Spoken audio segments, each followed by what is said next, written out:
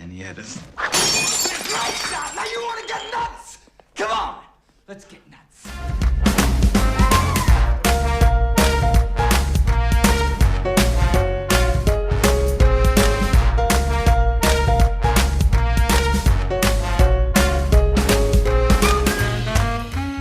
Well, I think I'm comfortable enough saying that what we're doing here is a go for sure. And I guess we could just say that we've kind of partnered up with a charity called the Canadian Centre for Men and Families in regards to our book. And we are going to be donating whatever we make off cautionary tales from now until Father's Day, when we're looking at doing a joint kind of charity event with them. So I suppose you don't have the internet handy, hey, Tim? Maybe I do. What do you want me to look at? I just want to pull up their group page here and just see their about stuff. So I printed off their about stuff. I could even read it. Oh, wow. Okay. Well, let's have it. You want to hear it? Yeah. What is the Canadian Centre for Men and Families all about? Okay. So CCMF Alberta is a place where men are treated with compassion and without prejudice or shaming. Our people meet men where they're at so they feel heard, validated, and can have conversations that matter to them. We encourage men's agency and offer them tools with which to build better relationships, better lives, and better futures. CCMF Alberta clients are men who are struggling due to intimate relationship breakdown and turmoil. So they do focus quite a bit on relationships. Yeah. But I think they handle all men's issues, such as addiction to a degree, or they can point you in the right direction. They do. On their website, they list conflict resolution, communication skills, educational resources, workplace issues, family law, all kinds of stuff in relation to men. So we thought that they were a good charity to partner up with in regards to the subject matter of cautionary tales, which is men's stories, a lot of men's stories in there, and things that working men can relate to, feel comfortable with, and get a laugh from. So that being said, we're looking forward to getting some work done with them, but they're going to be getting everything we make off the book profit-wise from now until Father's Day. Is that correct, Tim? Yeah, that's right. Of course, printing costs. We're gonna have to take those out. Yeah, we'll recover. To donate lots of work here, and maybe a little bit of money, but yeah. A lot of work, a little money, and minus printing costs. Yeah. Yeah, because depending on how many books we sell, that could get pretty expensive. Oh, yeah. So, if you know any men, which I'm sure you do, they need help. Quite a bit of them do. And so I was at a signing on the weekend, and I was able to talk to some people who bought our book, and a lot of them had a lot to say about men's mental health, and many of them were ladies, actually.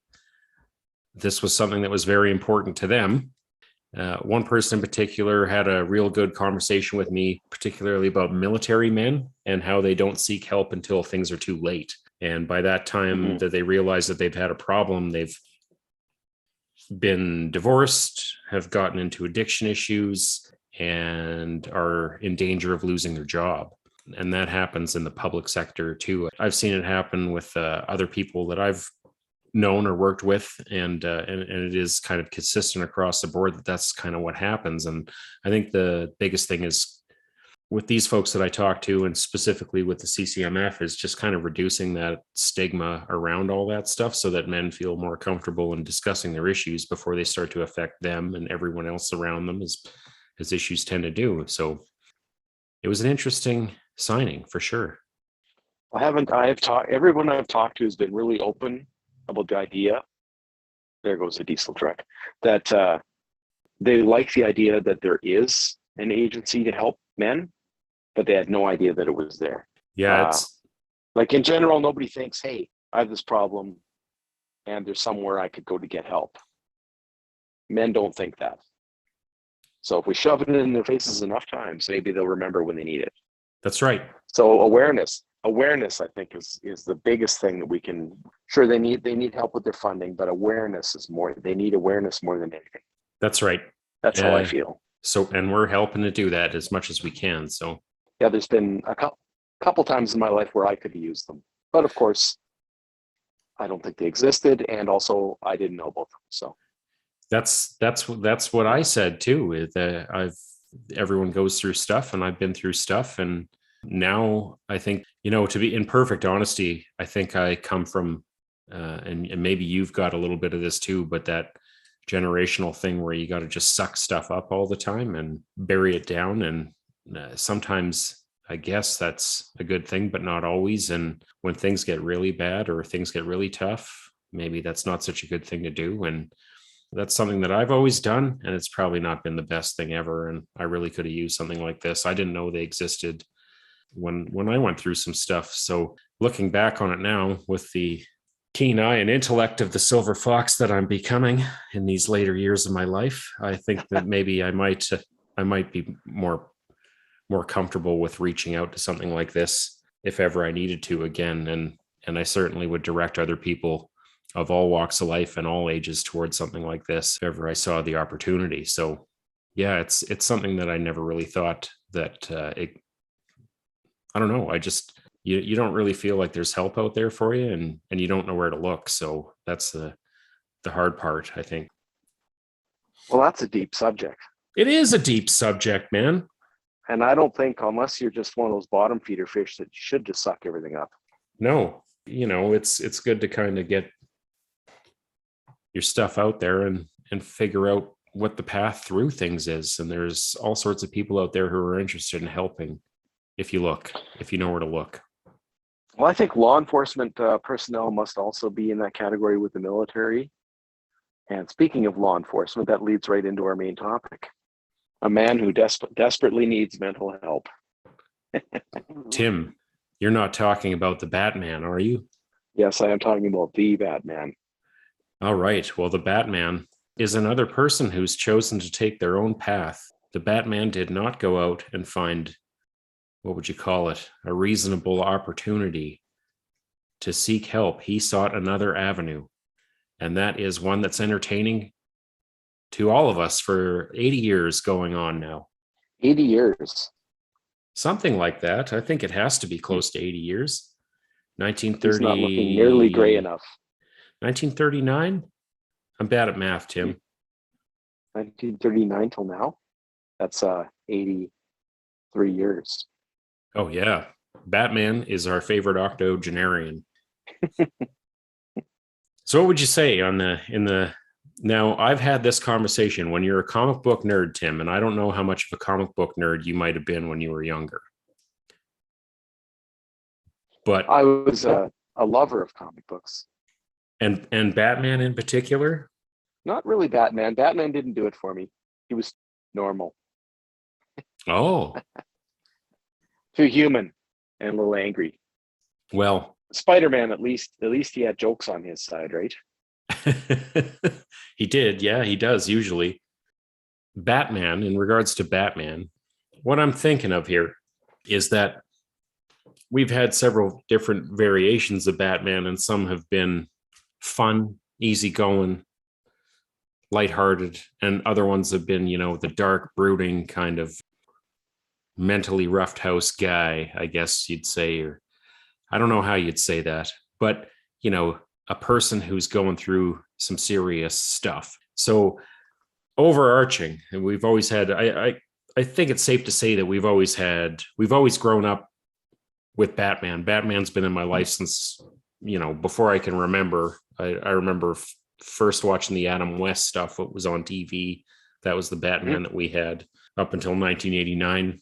He's always been around, but only in getting into the history of Batman in the mid 80s or the 70s, somewhere in there in the comic books, he stopped being that crazy 1950s poppy, colorful kind of thing and started to become more about the psychology behind him.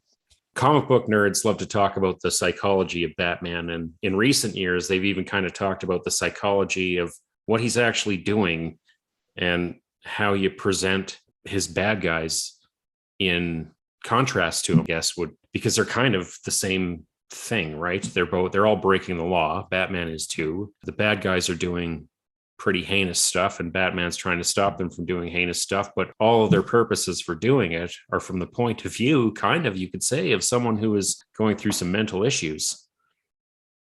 Yeah, especially in the line can really sit with Batman and the mental issues, but not in every one of the movies. For instance, if you're whimsical enough to put nipples on your bat suit, you're just not down that same dark path, maybe. No. So what would you say? We're not clinicians by any stretch of the imagination, but would you say Batman is a healthy guy? No, he's definitely toxic. He has toxic masculinity. That's a big He buzzword likes right to now. he likes to slap first and ask questions later. Oh, geez. Well, I know who to cast for the next Batman when they reboot it in 5 more years. Yeah. Will Smith. That's Yeah. Wow. Well, that being said, we've just mentioned that we've had like a lifetime of Batman, you and I. We've never been without some sort of Batman media in our lives. So growing up, for me, I watched the Adam West stuff quite a bit. Did you watch that show when you were a kid? No, we didn't never got that Batman. I saw him in comic books and that was pretty much it. Oh, really? I think the first time I saw him in any sort of show, it was already long since been a rerun. And I only saw a couple episodes. And Well, those ones I really enjoyed the old Bam Pow. But when I saw it, it was also in black and white the first time I saw it, because black and white TV. So, many shows appear entirely different in gray and gray and gray and gray. So I don't know. I didn't get the whimsicalness of it, I guess, the same way, right? Yeah. The 1989 Michael Keaton Batman. Were you a big fan? Yeah, I liked that one for sure. That's the one with Jack Nicholson as the Joker, correct? Correct. Yeah, that So one was pretty good. It was a product of its time, of course. it was, yeah. That one is the one I kind of have I think the fondest memories of. I was about 11 years old, I think, when that came out. And I remember the summer that it came out. I don't really remember what month, but I was dying to see this movie, just dying. And it took me, I think I might have saw it at the end of the summer, which was like a lifetime for an 11-year-old kid who just wanted to see Batman. And everywhere you went, there was Batman stuff. I was on kind of, when that movie came out, I was on a really groovy trip somewhere, which I should have been enjoying a lot more than I did, but everything was Batman on the trip. I had a Batman movie magazine. I had a Batman shirt. There was Batman everywhere. And it's all I could think about. It's all I could think about. And I was just doing this really cool thing at the time. So finally, when I got home, I was able to see the movie and it exceeded my expectations. I loved it for years. I enjoyed the sequel to it. I don't know if I care so much well, I do have very fond memories of Batman Forever also, not so much Batman and Robin. They were all kind of fun in their own right. And the thing about the 1989 Batman was that was kind of my gateway into really getting into comic books, specifically the more, I'm going to say adult oriented comic books. And everyone's going to think this guy reads porno comics, but the ones that are written more for an adult audience than for kids, which is what everyone thought comic books were. So you're not referring to Chester the Molester? No, none of that stuff. That's all. No, I don't. Or what is it? The Harvey Crumb and all that stuff. No, I'm not talking about that or any of that the crazy European stuff that you read in heavy metal. Not that I read heavy metal, but I do. It's a great magazine. No, it got me into reading Frank Miller comics. His take on Batman, you still see threads of it in every single Batman movie that's come out since 1989. They made mention of things in that movie that kind of carry through into the latest movie. The Suicide Squad had little parts of that, which he kind of stole from another comic book, but it was in there and it was kind of all tied in together in this kind of cool little world. And things of it keep popping up: the armored Batman suit, the tank-like Batmobile, the military kind of style stuff that he's got going on. One of the things that I think has kind of played out, his big beef with Superman. That was the big Batman thing for me. And of course, the Batman and Robin movie came along with Arnold Schwarzenegger. And just what I thought happened was they just wiped the landscape clean. They scorched the earth. And there was never going to be another Batman movie as long as I lived. I was convinced after they made that thing. Now, color me surprised when 2005 came along and they got a new Batman, and I was not excited for this. And I dragged myself to the theater and I watched this movie, and hot damn if it wasn't amazing. Batman Begins. Did you like it? Yeah, that one wasn't bad. It doesn't really, I enjoyed it, but I don't have it doesn't have a lot of emotional take on it for me now, if you know what I mean. Yeah. That set of them doesn't really stick. I remember the plot and it was okay, but it's definitely not. I felt like the most recent Batman had more emotional impact than that one did. Well, we are going to get into that in a bit. I'm a big Christopher Nolan Batman fan, and just recently saw the last of the three again in the theater on a rerun at an IMAX theater in Saskatchewan. So, or somewhere, and it was marvelous. It's not, I don't know. I really like that movie. I really like all three when you put them together. I think they made a nice, really tight kind of story, and they touched on a few high element themes, I guess you could say, where they elevated the character into something really, I think, kind of mythic and cool. And I enjoyed those movies a lot. I have a great appreciation for them. I like the way that they portrayed most of the characters. And then we got to the new one, The Batman, Tim. So you and I have both seen this movie now, and there's a lot of buzz about it. Before we get into that, before the Batman, what are some of your favorite parts of the movies or the comic books or anything that you want to get out in the open? Well, I enjoyed, out of all of the Batman gear, of course, the Justice League movie has the best Batman gear. Some of the other, I don't like some of the, I know, for instance, the bike with the huge fat tires. I don't remember which one that's in now. The Dark Knight. But you look at that and you look at that and you think, no traction. You know what I mean? You're just skidding all over the place, flopping around like a big floppy old balloon noodle. I don't think it would work. I like plausible deniability, and that bike doesn't give me any. So gear wise, I like things to be slightly more realistic rather than just some ridiculous transformer kind of machine, if you know what I mean. Yeah. They built that bike for real though. Oh, I'm sure they did, but I think it had it's got amazing winter tires on it. It's Well, you're driving around in Chicago or wherever they filmed that show, and you got nice clean streets with racing tires on there. You probably have pretty good grip until you started. I think it was really hard to drive. I watched a documentary on it. Yeah, and you couldn't. It didn't turn like a normal motorbike, so you kind of had to lean into stuff and twist your body around in order to get it to do things, and it was a little bit dangerous. Would it be agile, like superhumanly agile? No, you could go in a straight line like a bastard, though. Yeah.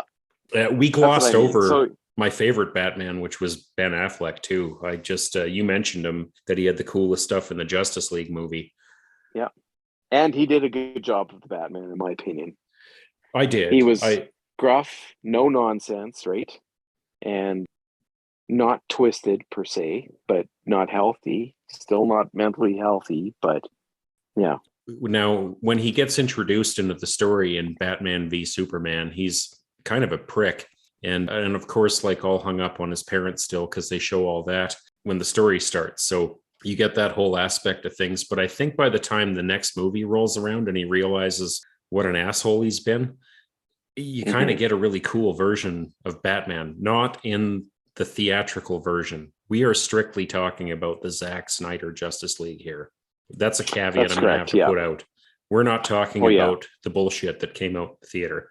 We're talking about Zack Snyder's Justice League. So, yeah, I don't know. Is there any worst Batman moments, Tim, for you? What were they? I hate to keep bringing up the nipples, but... Okay, and the other one is, are we going to be able to... Can I say spoilers at this point? We'll hold off on if it's for the Batman. Wait on that. Okay. Yeah, one of the worst moments in a Batman movie, in my opinion, yes, is a spoiler for sure. It's in the new one. Yes. Oh, I can't wait to hear this. Okay, well, we're gonna have to. It's probably not something that bothered anybody else but me, but that's the way life goes. Oh, I guarantee it bothered someone else. Yeah, I don't know. I think I've kind of covered that. My favorite Batman so far has been Ben Affleck. I just like he looks the most like the comic book Batman that Oh, of we recent forgot years. one. Who do we forget? One of my favorite Batman is Bat Dad. Bat Dad. Yeah, you know the YouTube phenomenon, Bat Dad. No, no, You must have seen him. I don't think He so. wears a Batman mask and he tells his kids what to do, and they ignore him quite often. Oh, I've skipped this. You must have you must have seen Bat Dad at least once. He's been on all kinds of vines. You gotta check out Bat Dad. I might do it. I did like there's a YouTube channel called the Super Cafe where Batman was a featured character, and him and Superman would always sit down and talk about the superhero movies they watched in a cafe over a cup of coffee. And then it would always end with Batman talking about how awesome he was. I'm Batman. It was great. You should just quickly search up best of Bat Dad. Oh, I might include a Bat Dad clip on this show after I Yeah. check it out. Another Batman that never gets mentioned is the Batman from the cartoons. I don't know if you watched in the 90s, there was those, well, yeah, for several years, he was a character in a whole series of cartoons that went Batman, and then there was a Superman cartoon, and then there was a whole bunch of Justice League cartoons that were incredible, just incredible. Unfortunately, I didn't have access to those. Oh, The geez. only cartoon superhero thing I ever saw was the X-Men. Oh, if you like that, you'll love Oh, and this. Spider-Man. Yeah, those are cut from the same cloth. They do a great job with the story. And if you ever wanted to see I guess it could be like a what could have been, and it was almost a blueprint for what Marvel did with the whole Marvel Cinematic Universe. It was all kind of laid out on that cartoon for the Justice League years before they even thought of any of this stuff. And Batman features heavily in that. And of course, it's voiced by the fantastic Kevin Conroy. Mark Hamill is the Joker. Great cartoon if you ever want a good take on Batman. That Mark Hamill gets around. He was also in The Flash, the TV show, Yeah. Yeah. as the Riddler, I believe, wasn't he? I think it was the Riddler.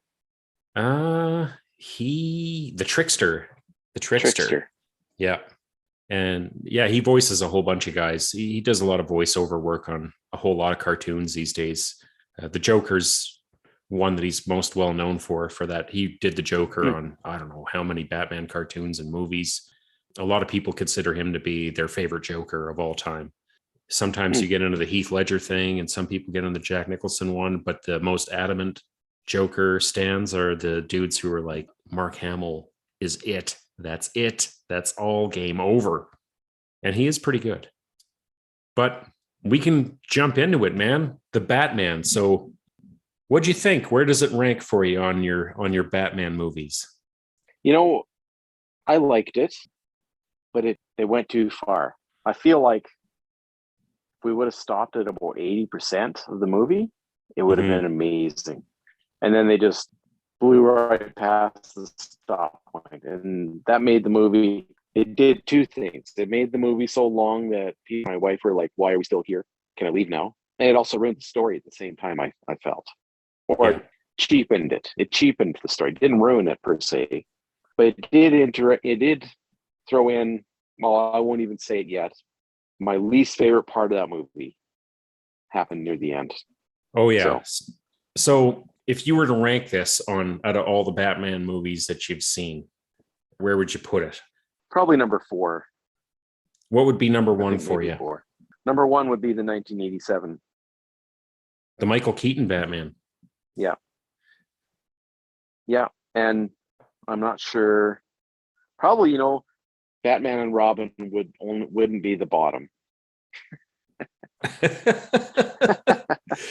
It had something to it, It wouldn't be like ranking high, but it wouldn't be at the bottom. What about you? I don't know. I'd put it somewhere down. Let me see. What would I say? I would say my favorite is Zack Snyder's Justice League. I consider that a Batman movie. Mm-hmm. And then I'd say Batman Begins, The Dark Knight, 1989 Batman, the Christopher Nolan Batman. And then I'd put this one right below that. So I'm going to say, what is that, 6th? I think it's the 6th best Batman movie they made. But so it's not the worst either to you. No, I by any just, means. my initial take on it when I walked out of the movie theater was kind of the same as you. I think there was a natural point that we'll talk about. If they would have stopped the movie right there, I would have walked out of the movie with a blown mind, but they kept going and then they deflated my blown mind a little bit. And they watered it down. They did water it down. No pun intended. Yeah. Pun intended. They watered it down, Robin. That's kind of what kept it. And there's a couple because I'm getting older and they've clearly made this for someone who's younger than me. It's not the idea that I have in my head of Batman, and I didn't really like or appreciate I guess more or less the portrayal of Bruce Wayne was weird to me. I didn't really get it. Emo Bruce Wayne. Yeah, the emo Bruce Wayne. I think it was like they went with a very Kurt Cobain-y kind of theme for this on purpose. And I think it worked for the tone of the movie that they were doing, but I don't know if it's my favorite portrayal of him. I think it was too close to the character of Batman that he was portraying. I don't know if they're going to do, maybe they have plans for, they're very smart, the people who made this movie. It was a really good movie. I got to say that. I got to put that out there. I thought it was a good movie and I liked it, but I have a feeling that my initial like for it might not hold up as well in a second viewing, which I'm going to do.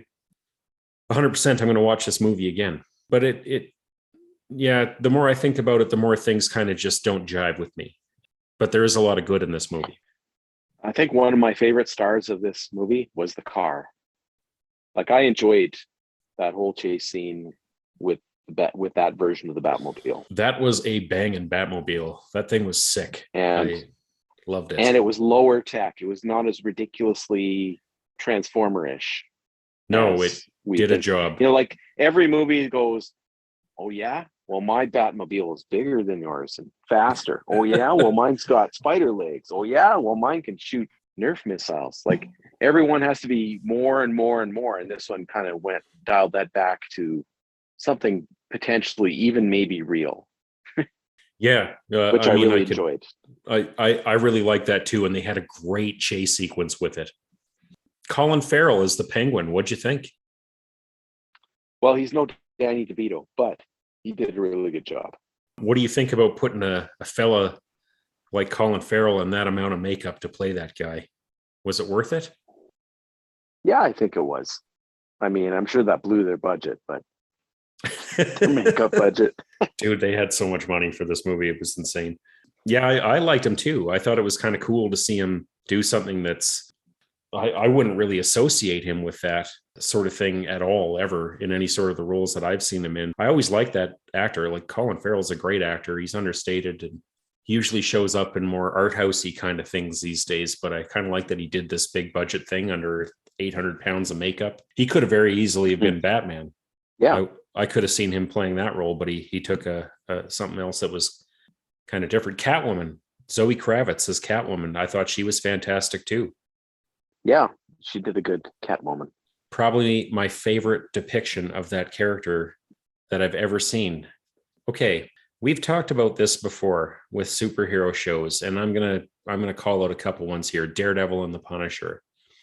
So we talked about these shows and how they kind of just blue ball you when you get to the part where they're supposed to have a superhero costume on, and they just don't give you the thing that you've seen. Like, they don't. Mm-hmm. The thing that I like about the Marvel movies is when they throw a character on the screen, it looks like that character that you read in the comic books. You know, the Hulk is a giant 9-foot green, huge dude. Thor looks like Thor. Iron Man looks like Iron Man. And you could go on and on and on and on. Some of the villains, maybe not so much, but all the heroes definitely, for sure. So in this movie, we have kind of like a strange version of Catwoman where they have to give her some jackass balaclava mask thing that looked like shit, I thought. But the rest of everything was amazing. The Batman suit was kind of like a proto Batman suit, but it was still Batman. It was still cool, and it still looked kind of like the comic books or whatever. But hers, I thought, oh man, you couldn't have given her the proper mask or the goggles or something like that she's got in the comic books now. And to me, that was just kind of a minor gripe. The goggles would have been nice for sure. Yeah, like something just to hide her eyes and keep her face. And put some ears on her. Yeah, well, she had like the mask that she was wearing had these little cat ears, and I don't know why it would have those. Like, you just call her Catwoman for God's sakes, and make her Catwoman. That's what we all know she is. Like, there's a guy walking around with bat ears on and a cape. Jesus, we could believe the other thing too.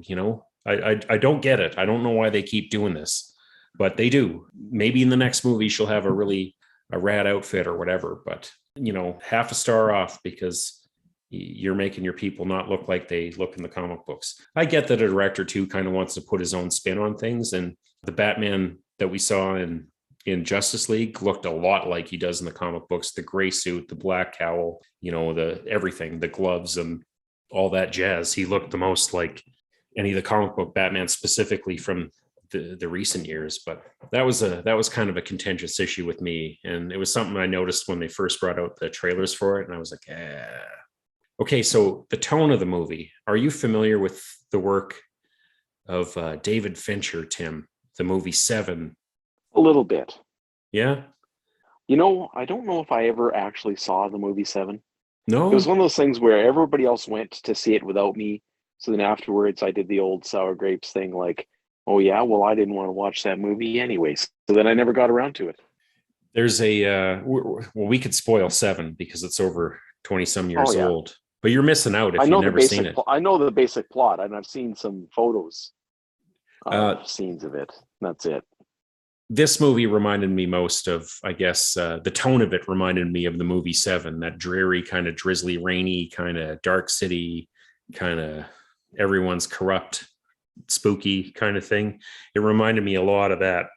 Funny story, there's a great video I saw on the internet somewhere where there's this guy and he hates Kevin Spacey movies. He just hates Kevin Spacey. This was before it was fashionable to hate Kevin Spacey for reasons, right? Which, of course, it is now fashionable for sure. Well, yeah, because he's a dirtbag, or pretty much, or so right? They tell us. Yeah. Kevin Spacey bad, right? So anyway, this guy just absolutely hates Kevin Spacey movies, and in the movie Seven, Kevin Spacey, his name doesn't show up in the opening credits. He's not in the movie until the last 20 minutes.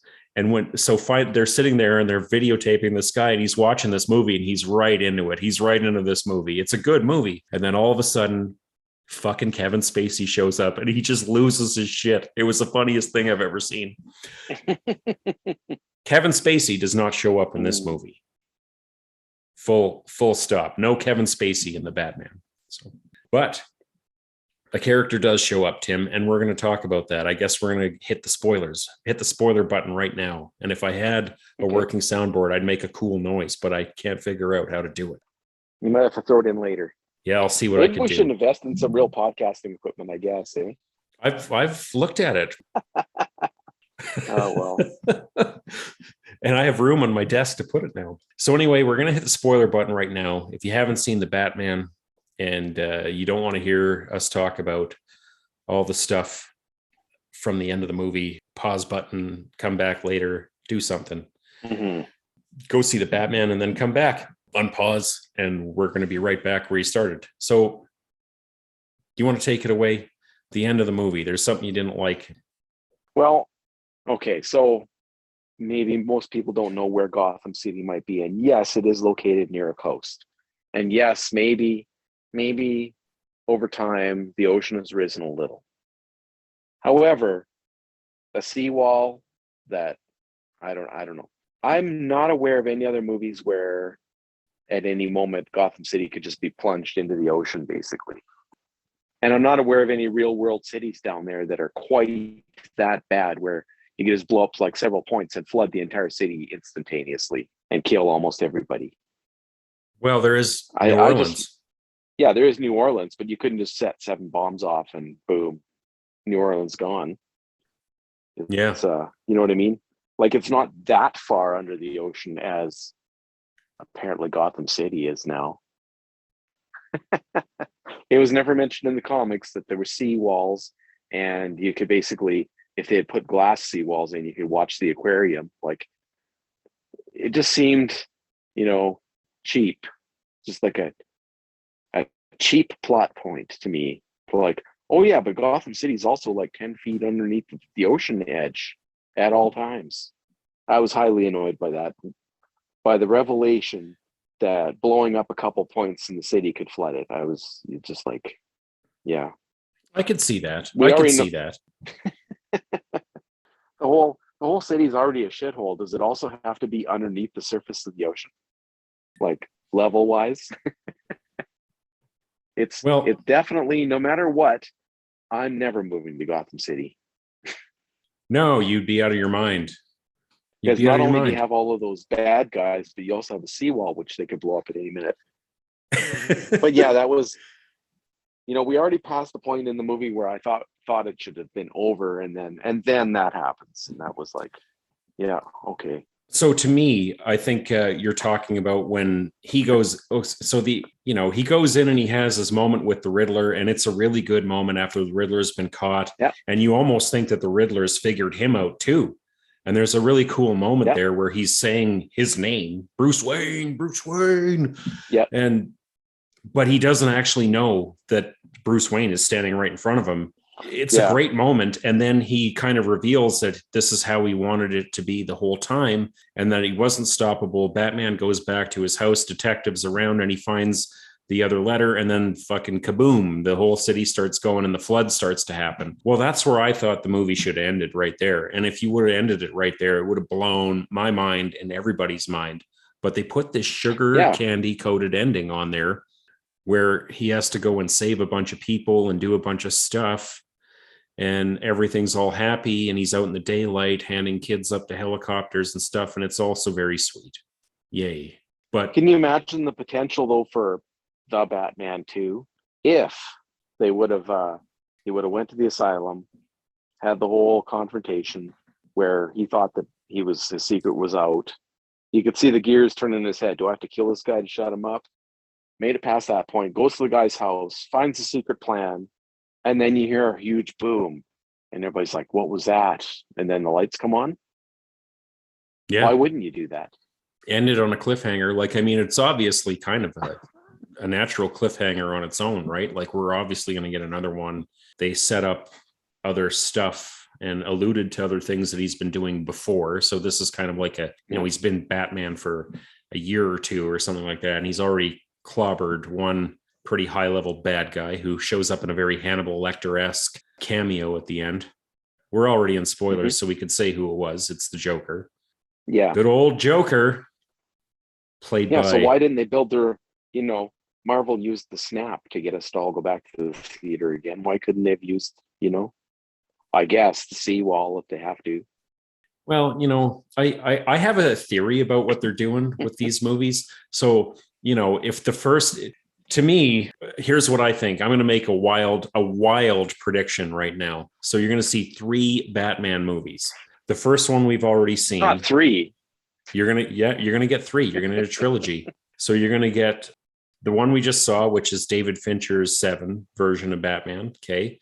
And then the next one that we're going to see is going to be David Fincher's The Game, where Bruce Wayne kind of comes into being the rich guy and he has to get tested. So we're going to see him get tested as Bruce Wayne, just like Michael Douglas was in The Game. And he's going to have to go through and balance that out and reconcile. And then jump off a building, right?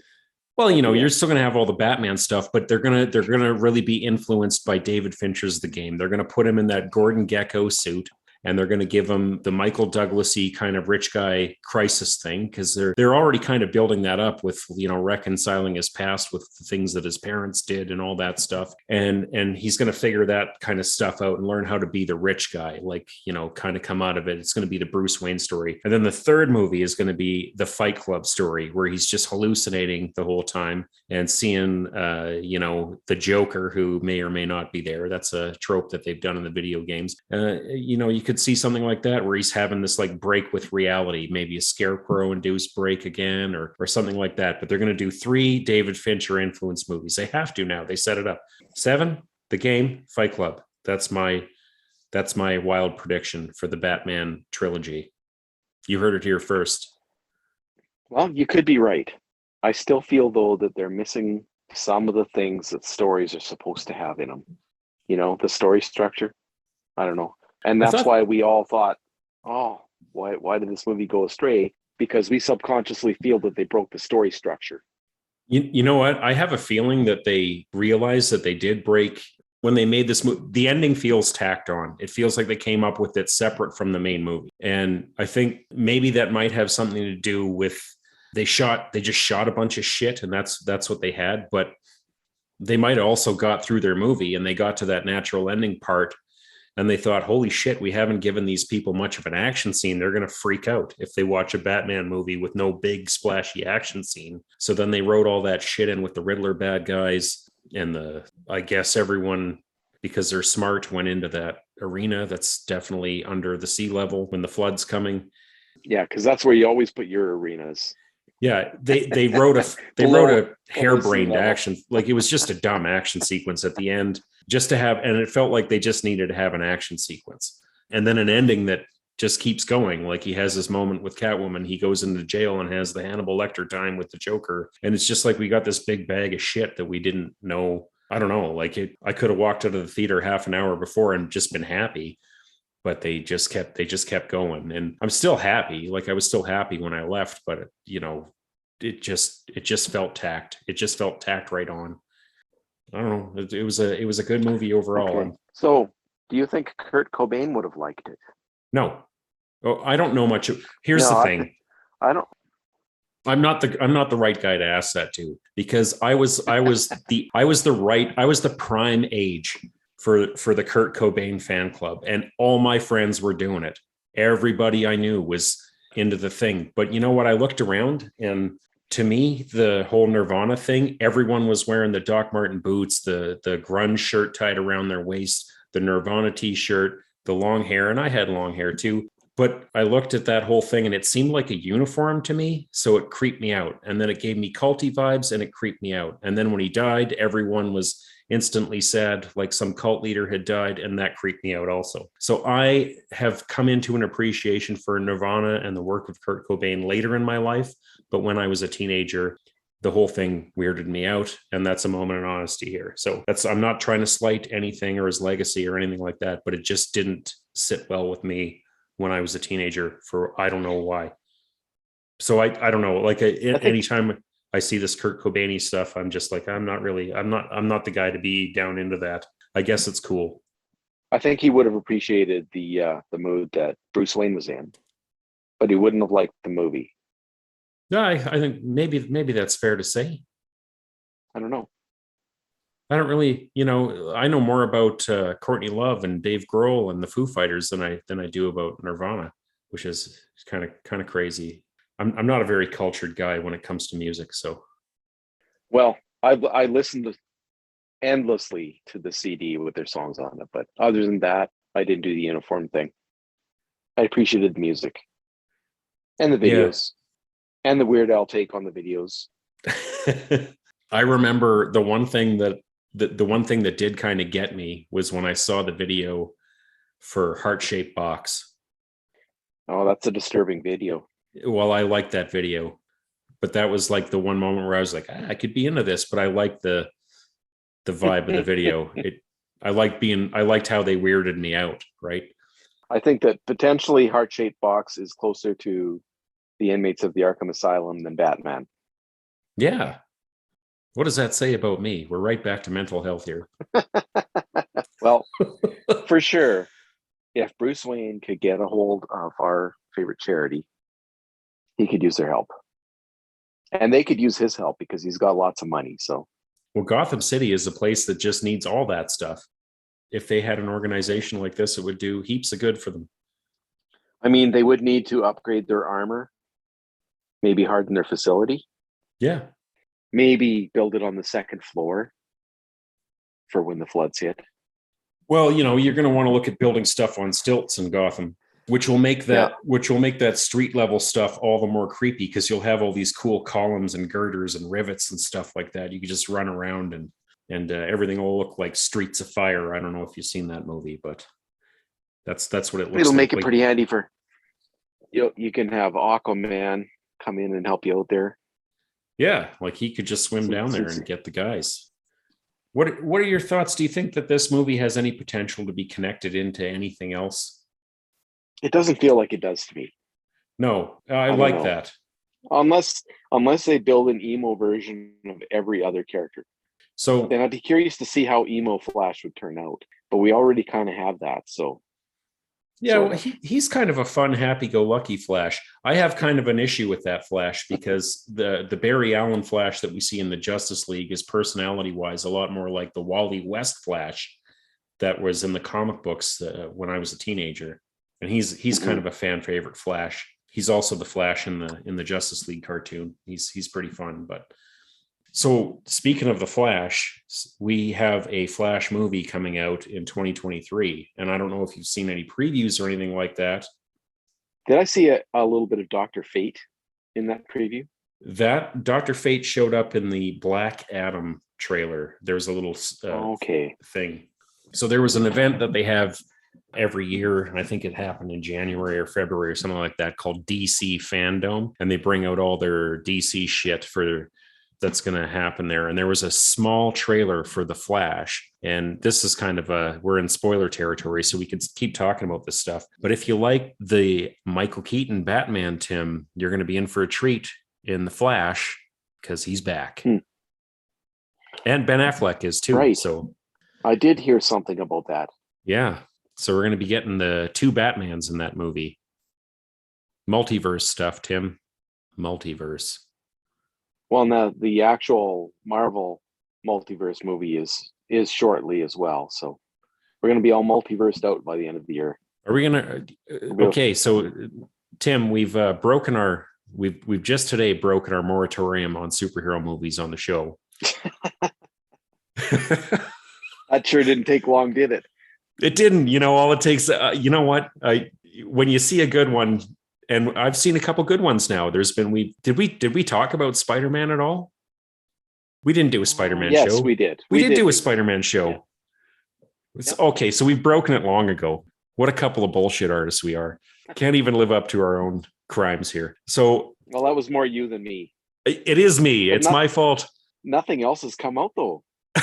No, there hasn't been anything. So when I'm a big Sam Raimi fan, and I can't not see a Sam Raimi movie. I think I've made every one of his movies since Army of Darkness. I missed Army of Darkness in the theater, but I missed the Kevin Costner one too, For the Love of the Game. But I've seen The Gift. Oh yeah. I've seen, what's the one with Billy Bob Thornton? A Simple Plan. That one's a gooder. And then all the rest of it, everything all up until he did all the Spider-Man movies and all that. I haven't missed Sam Raimi in the theater for forever. So I'm kind of looking forward to this one just to see his name again. The whole movie could be shit. I just want to see a Sam Raimi movie again. Yeah, we'll have to get back together and check that one out. See how many versions of Batman are in that movie. Maybe none. Maybe none. Yeah. Well, we'll have to do this again shortly, Tim. What do you say? We call it a night and we'll be back later. Same bat time, same bat channel. Sure. Why don't we say pow and call it a night? Pow, sock. Wow, it's been a slice, Batman. Yeah. All right. Well, thanks for doing this. I know it's late in your borrowed internet connection, satellite thing. Yep. That's why you sound a bit funny today. But thanks for doing this, Tim. Yeah, it's been a slice. It has been a slice. Until next time. Batman. Holy slices, Batman. It's a lot of water in here. That's just because the city is below the level of the sea, Robin. Yeah. That's like my IQ. It's below something. All right. Well, until next time.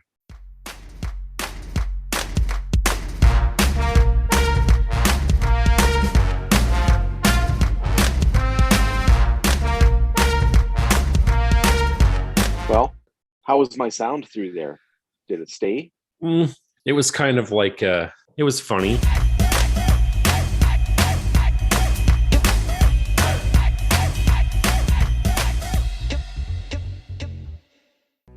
Cool party.